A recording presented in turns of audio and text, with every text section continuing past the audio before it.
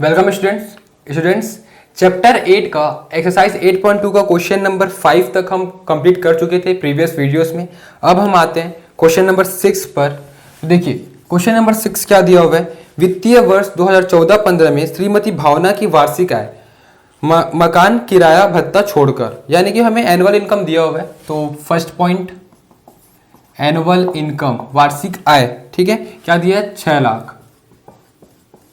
फिर आगे क्या दिया है, वह अपने सामान्य भविष्य निधि में 48,000 रुपये वार्षिक एवं जीवन बीमा निगम में 25,000 रुपये वार्षिक प्रीमियम जमा करती है। तो दोनों ईयरली है और दोनों सेविंग है।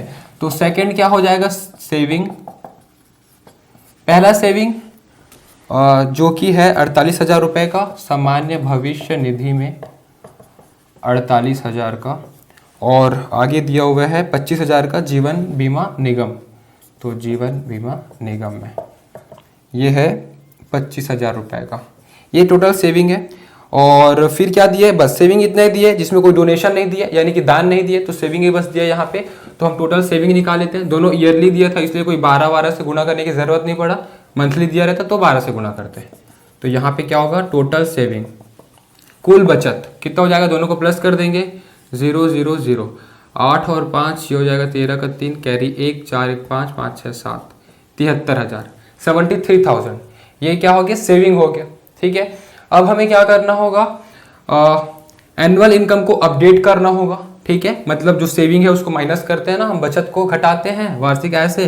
तो एनुअल इनकम इक्वल्स टू क्या हो जाएगा, 6 लाख माइनस 73,000।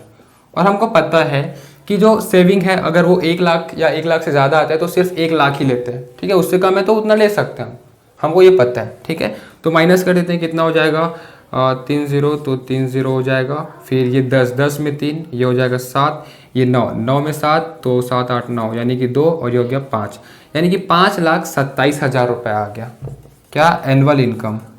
और कोई डोनेशन है नहीं तो डोनेशन माइनस होगा नहीं, तो ये हो जाएगा टैक्सेबल एनुअल इनकम। ठीक है, यानी कि इस राशि पर, इस अमाउंट पर टैक्स लगेगा, टैक्स कैलकुलेशन होगा। ठीक है, तो अब थर्ड पॉइंट आ जाएंगे टैक्स कैलकुलेशन पर, यानी कि आयकर की गणना। ठीक है, तो देखिए टैक्स स्लैब दिया हुआ है क्या, बिल्कुल दिया हुआ है। क्या दिया है कि 2.5 लाख तक कोई आयकर नहीं लगेगा, ये बोला गया है। ठीक है, तो हम यहाँ पे लिख देते हैं 2.50 लाख तक 0%। बट इसका इनकम 2.5 लाख से ज़्यादा है, तो सेकंड पॉइंट में चलते हैं। ठीक है, क्या दिया हुआ है, 2.5 लाख से 5 लाख के बीच 10%। ये तो 5 लाख से भी ज़्यादा है, यानी कि सेकंड पॉइंट तो पूरा आ रहा है। पूरा आ रहा है मतलब कि हम क्या करेंगे, 5 लाख माइनस 2.5 लाख, इसका 10% तो पूरा आएगा ही आएगा। ठीक है, और थर्ड पॉइंट का 20% आएगा। ठीक है, तो सेकंड पॉइंट पूरा कवर हो रहा है, क्योंकि इससे भी ज़्यादा इस पॉइंट में नहीं फंस रहा है, तो इसका हमको 10% निकालना पड़ेगा। तो 10% निकाल देंगे, तो 5 लाख में 2.5 लाख घटा देंगे, कितना बचेगा 2.5 लाख, और उसका 10% निकाल देंगे, तो 0 0 कैंसल, ये हो गया 25,000। ठीक है, तो 25,000 तो उनको पे करना ही होगा। ठीक है, सेकेंड पॉइंट के हिसाब से। और अब आते हैं थर्ड पॉइंट। तो थर्ड पॉइंट में ये जो अमाउंट है वो आके फंसेगा, क्योंकि थर्ड पॉइंट क्या दिया, 5 लाख से 10 लाख तक अगर रहा तो 20% का टैक्स पे करना होगा, और ये दोनों के बीच में है, 5 से 10 लाख के बीच में ही है, 5,27,000। तो हम क्या करेंगे, थर्ड पॉइंट में फंस गया, तो बड़ा अमाउंट क्या है 5,27,000, इससे हम माइनस कर देंगे इस पॉइंट, जिस पॉइंट में फंसा है उसका लोएस्ट अमाउंट, कम अमाउंट क्या है 5 लाख। तो 5,27,000 माइनस 5 लाख। अब इसमें हमको लगना है कितना, 20% का टैक्स।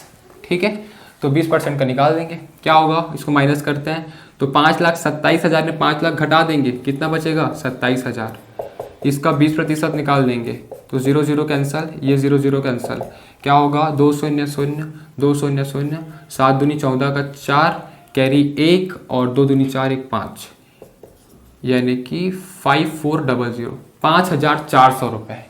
ये कब आया, 20% थर्ड पॉइंट का। अब हमें वह अमाउंट फाइंड आउट करना है जो टैक्सेबल होगा, यानी कि देना होगा। ठीक है, तो हम यहाँ पे लिखते हैं टोटल टैक्स, टैक्स लिखते हैं, कितना देना होगा टैक्स। तो पहला पॉइंट के हिसाब से तो 0, ठीक है, और सेकंड पॉइंट के हिसाब से 25,000, तो 25,000 तो देना ही होगा। सेकेंड पॉइंट के हिसाब से, और थर्ड पॉइंट में 20% भी निकालना पड़ा तो उसका हुआ 5400। तो प्लस कर देते हैं 0 0 4 5 5 10 का 0 और कैरी 1 2 1 3, यानी कि 30,400 रुपये क्या हुआ, टैक्स हुआ। ठीक है, इतना उनको देना ही होगा। ठीक है, 30,400 रुपये ये आंसर आता, लेकिन कंपलसरी है एजुकेशनल सेस देना 3%। ठीक है, 3%। तो अगला पॉइंट है जो कि पॉइंट नंबर 4 है, एजुकेशनल सेस का, यानी कि शिक्षा उपकर का, जो कि 3% होता है। किसका 30%, किसका 3%? जो टैक्स हमको पे करना है। ठीक है, उस पर्सन को पे करना है। तो टैक्स कितना पे करना है, 30,400। ठीक है, तो 30,400 का 3% निकाल देंगे, क्या होगा, 4 × 12 का 2, कैरी 1, 0 का 0 और ये हो जाएगा 1, 3 × 9, 912 रुपये। तो 912 रुपये क्या आया, एजुकेशनल सेस आया। ठीक है, अब टोटल अमाउंट एजुकेशनल सेस को प्लस करते हैं उसमें। ठीक है, तो यहाँ पे क्या होगा, टोटल इनकम टैक्स कितना होगा, दोनों को प्लस कर देंगे, जो पे करना था और एजुकेशनल सेस जो कि 3% कंपलसरी है, दोनों को प्लस कर देंगे। ठीक है, दोनों को प्लस कर देंगे, क्या हो जाएगा, 2 का 2 और 1 हो जाएगा, 9 और 4 13 का 3, कैरी 1, ये हो जाएगा 1 यानी कि 3, 31,312 रुपये। ठीक है, उनको पे करना होगा as a income tax. Clear है, तो ये आंसर हो जाता, लेकिन बट हम देखें बुक में तो ये जो पर्सन है, ठीक है, ये जो भावना है, वो 11 माह के लिए 1500 रुपये पे करते गई है। ठीक है, यानी कि एडवांस पेमेंट। ठीक है, जो क्वेश्चन नंबर 4 में था वैसा ही कॉन्सेप्ट है। तो एडवांस पेमेंट हुआ है कितना, 11 महीने तक हुआ है, हर महीने कितना, 1500 रुपये पे करी है। तो ठीक है, एक नया पॉइंट आएगा जो कि क्या होगा, एडवांस पेमेंट, जिसे हम हिंदी में क्या लिखेंगे, अग्रिम भुगतान, यानी कि पहले से भुगतान किया गया। ठीक है, कितना, 1500 रुपये वो पे करती थी, कब तक, 11 बार की। ठीक है, 11 महीने तक पे करी। ठीक है, तो ये क्या हो जाएगा देखते हैं। तो ये हो जाएगा 11 0 0 11 0 0, 11 5 55 का 5, कैरी 5, 11 कम 11, 11 और 5 16, यानी कि 16,500 रुपये एडवांस पेमेंट तो कर चुकी है। यानी कि जो 11 महीने तक जो किस्त में जो पेमेंट कर रही थी, भुगतान कर रही थी ना इंस्टॉलमेंट में, वो 16,500 रुपये जमा कर चुकी थी। तो अब कितना पे करना होगा लास्ट मंथ में, तो जितना पेमेंट करना था टोटल माइनस जितना एडवांस पेमेंट हो चुका है, तो जो बचा वो उसको लास्ट मंथ में पे करना होगा। ठीक है, तो हम क्या लिखेंगे, छठवां पॉइंट हम लिखेंगे कि सी हैज़ टू पे। ठीक है, सी हैज़ टू पे in last month. Hindi medium वाले क्या लिखेंगे कि आखिरी मंथ पर, ठीक है, या आखिरी महीने पर, ठीक है, आखिरी महीने पर उनको कितना राशि पे करना होगा। तो ये हो जाएगा 31,312 माइनस 16,500।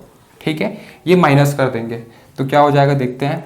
ये 2 हो जाएगा, ये 1 हो जाएगा, 3 में 5, तो 3 में 5 जाएगा नहीं, 13 में 5, तो ये हो जाएगा 5 और 3 8, ये हो गया 0, यानी कि 30, 30 में 16 घटाएंगे कितना बचेगा, ये हो जाएगा 30 में 16, ये हो जाएगा 14। ठीक है, तो ये हो गया 14,812 रुपये।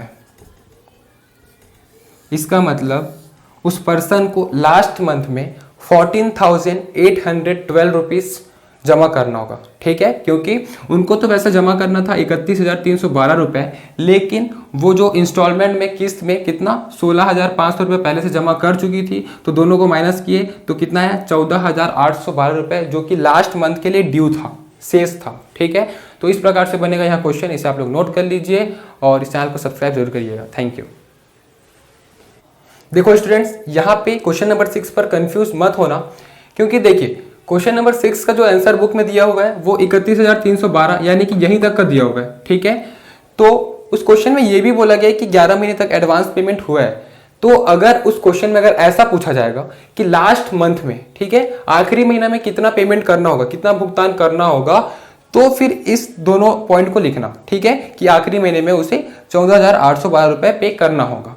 और अगर नहीं दिया होगा ऐसा कुछ कि 11 महीने तक कितना पेमेंट करी है करके, तो सिर्फ यहीं तक का आंसर आ जाएगा कि उनका टोटल इनकम टैक्स 31,312 रुपये होगा। क्लियर है? तो यहाँ पे कंफ्यूज नहीं हो रहा। अगर पूछा जाएगा कि लास्ट मंथ में कितना पेमेंट करना है तो ये पूरा सॉल्व करना, और अगर सिर्फ पूछा जाएगा कि टोटल इनकम टैक्स कितना है, ठीक है, टोटल आयकर कितना होगा, तो यहाँ तक का बनाना है। कंप्लीट समझ में आया? तो इस चैनल को सब्सक्राइब करिएगा। Thank you. अब आते हैं इस एक्सरसाइज का last question, question number 7।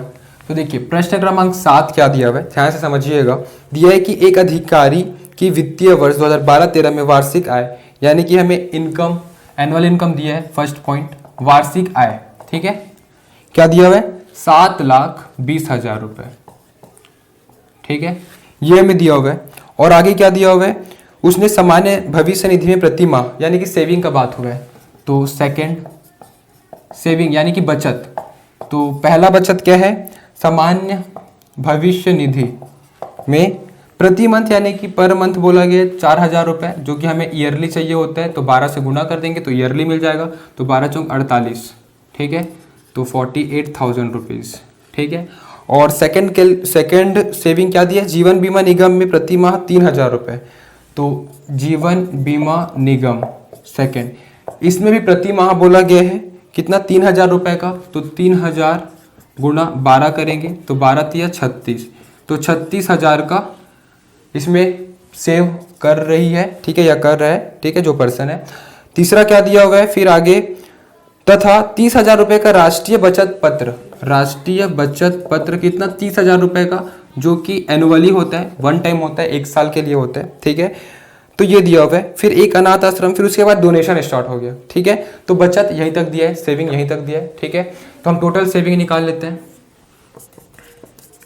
Total savings, तो टोटल सेविंग कितने, तो तीनों को प्लस कर देंगे, इसको, इसको और इसको, ठीक है, तो सेविंग पूरा टोटल निकल जाएगा, ये हो जाएगा 0 0 0। फिर 8 और 6, तो क्या हो जाएगा 14 का 4 कैरी 1, ठीक है, तो 4 और 1 5, 5 6 7 8 9 10 11, यानी कि 1,14,000 रुपये टोटल सेविंग आ रहा है। और हमें पता है कि सेविंग हम सिर्फ 1 लाख तक का ही एक्सेप्ट कर सकते हैं, ठीक है, तो हम यहाँ पे क्या लिखेंगे कि टेकिंग सेविंग 1 लाख, ठीक है, हम क्या लिखेंगे, बचत 1 लाख लेने पर, ठीक है, तो सिर्फ बचत को हम 1 लाख ही लेंगे, तो क्या हो जाएगा, एनुअल इनकम जो है वो अपडेट होता है, माइनस होता है सेविंग जो रहता है वो, तो 7,20,000 में हम माइनस कर देंगे 1 लाख, तो कितना हो जाएगा 6,20,000, ये हो गया अपडेटेड एनुअल इनकम। अब जो कि इसमें दान हुआ है, डोनेशन हुआ है, तो डोनेशन का भी पॉइंट बनेगा, ठीक है, तो थर्ड पॉइंट जो होगा वो होगा डोनेशन यानी कि दान। देखिए डोनेशन में क्या दिया हुआ है कि एक अनाथ आश्रम में 20,000 रुपये दान दिए, जिस पर 50% टैक्स से छूट मिलती है।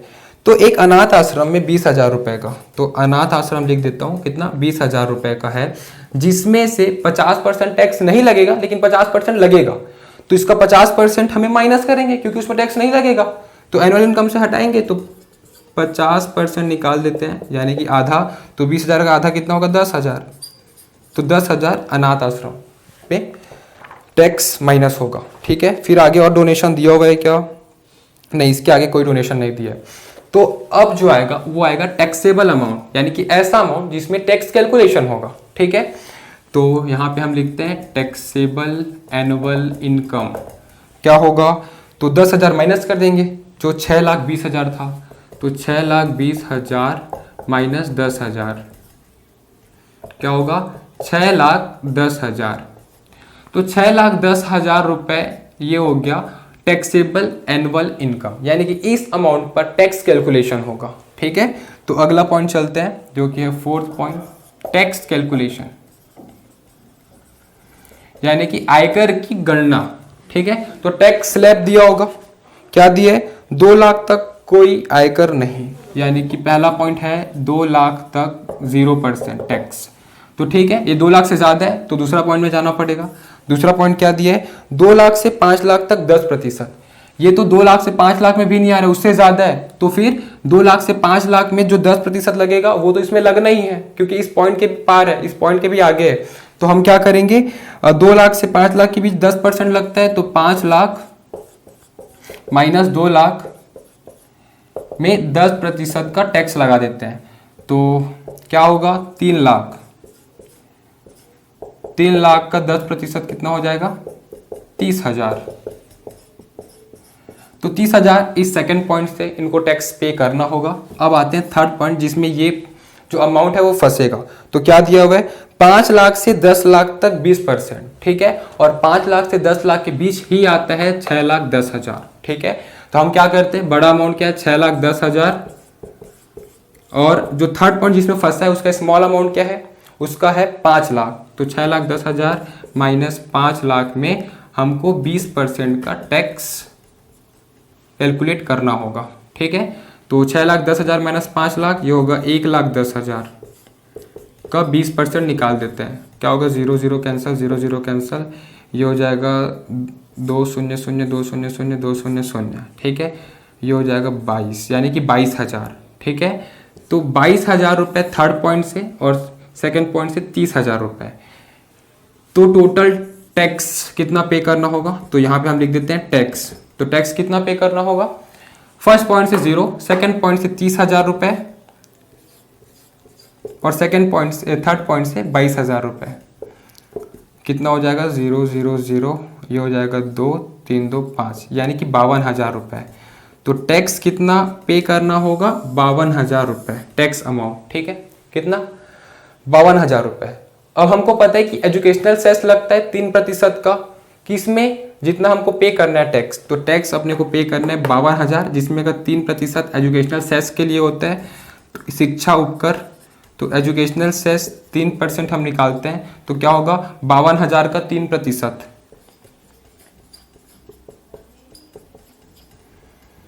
क्या होगा 0 0 0 0 कैंसिल हो जाएगा, 3 0 0 3 दूनी 6 5 6 15, यानी कि 1,560 रुपये एजुकेशनल सेस पे पेमेंट करना होगा शिक्षा उपकर के लिए। तो टोटल कितना पे करना होगा, तो जितना पेमेंट करना था, यानी कि ये टैक्स और एजुकेशनल सेस ये दोनों को प्लस कर देंगे, तो उतना जो अमाउंट आएगा उतना उसको पे करना होगा उस पर्सन को, ठीक है। तो लास्ट पॉइंट होगा जो कि होगा टोटल इनकम टैक्स, ठीक है। टोटल इनकम टैक्स कितना होगा 52,000 रुपये जो पे करना था, और एजुकेशनल सेस जो कि कंपलसरी होता है, दोनों को प्लस कर देंगे। तो प्लस करेंगे तो क्या होगा 0 का 0, 6 का 6, और ये हो जाएगा 5, 2 और 1 3, यहाँ पे 5, यानी कि 53,560 रुपये। तो टोटल इनकम टैक्स कितना हो गया 53,560 रुपीज़। क्लियर है। तो इस प्रकार से बनेगा यहाँ प्रश्न। अगर ये वीडियो आपको समझ में आया तो वीडियो को लाइक करिएगा, चैनल को सब्सक्राइब करिएगा और जितना ज़्यादा हो सके शेयर जरूर करिएगा। Thank you.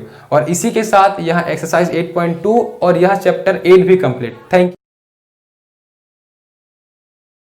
इस चैप्टर के नोट्स के लिए नीचे दिए गए डिस्क्रिप्शन बॉक्स पर लिंक दिया गया है, वहां क्लिक करिए, और इस चैप्टर के सभी वीडियोस के लिए ऊपर जो प्लेलिस्ट शो हो रहा है वहां क्लिक करिए, और हमारे इस चैनल को सब्सक्राइब करने के लिए हमारे चैनल के लोगो पर क्लिक करके इस चैनल को सब्सक्राइब करिए। Thank you.